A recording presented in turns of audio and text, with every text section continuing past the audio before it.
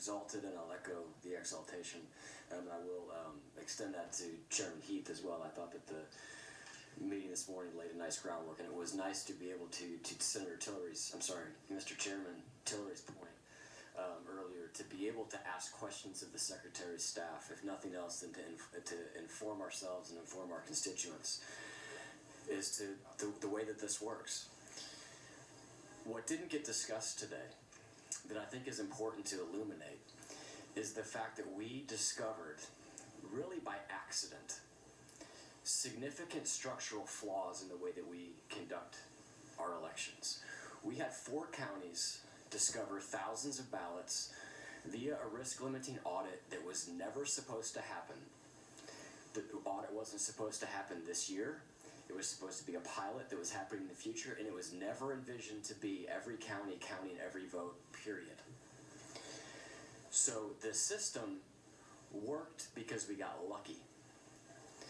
We have a significant problem when we don't know when we finish an election that the numerator matches the denominator. The fact that we don't know the denominator. We hear at one point in time at 6 o'clock one morning that there's 25,000 more votes to go, and then we hear at 10 o'clock that there's 45,000 more votes to go.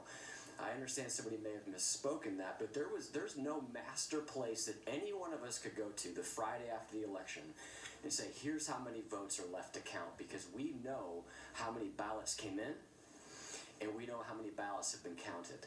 That's simple blocking and tackling when it comes to functioning something like this. This is one big data exercise, and we have to get the blocking and tackling correct to instill confidence in this process. Because when you find thousands of missing ballots, when you hear that one number is still outstanding, then you hear that another number is still outstanding, there's none of us that can stand behind a podium and say this process is working well. We keep hearing this caveat around the irregularities or the fraud. And the caveat is that it's not enough to change the outcome of the election. That's the consistent caveat. Gabe Sterling said in a press conference that he knows there was fraud in this election. How does he know that? Is he wrong? Is he right? What he also said was, but we know it's not enough to change the election. How does he know that? There's 250 open investigations and probably should have been more. We heard this morning from the Secretary's office that 300 people double voted again. We had 1,000 people double vote in June, apparently 300 double voted this time. They said the number was down. They told us there were 70 felons that voted. We've heard about thousands of people where their ballots were sent out of state. We were also told that we know that we're asking a lot of the election officials to review 1.3 million signatures, something we've never asked them to do before. The Secretary tells us it's not the best way to do it. But we won't even go through the process to review a random sample of those signatures to figure out how well we did. That's unacceptable. We owe it to ourselves as the people that are charged with the responsibility of getting this process right to understand when the system was stressed and when it was flexed, how did we perform? There's not one business in America that would go through this process and have something change in that manner and do zero review.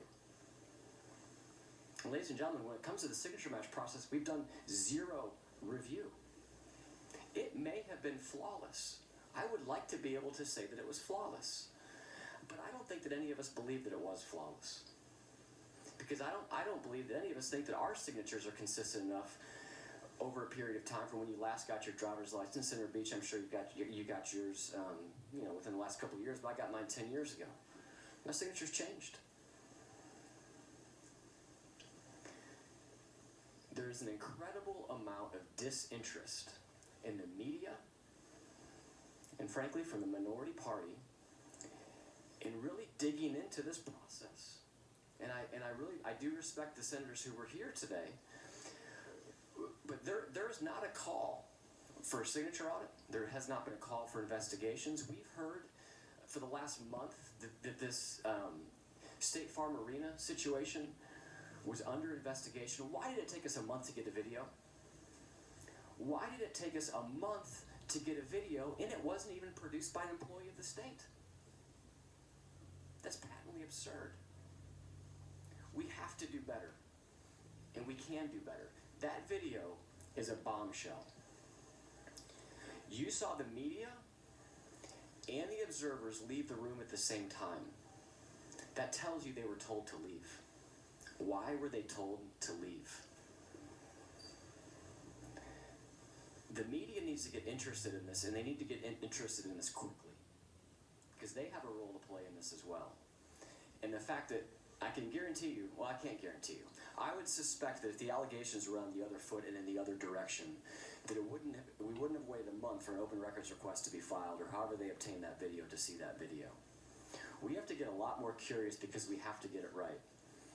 And Senator Parent, I'm not intending to throw you on the bus, and I apologize for my comments about what I just said, but I do really wish that I sensed a bipartisan effort to dig into the details of what happened, so that we can affirm it in either direction. This, to me, is not about who won an election. I don't think this is about who won an election to you. I don't think this is about who won. You referenced, maybe our elections aren't legitimate.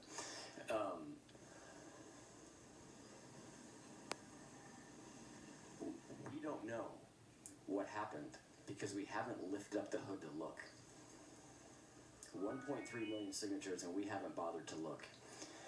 And I would like to link arms with anybody, regardless of party, to get to the bottom of exactly what happened, so that we can move forward, and quite frankly, so that we can do a better job and know what laws we need to change.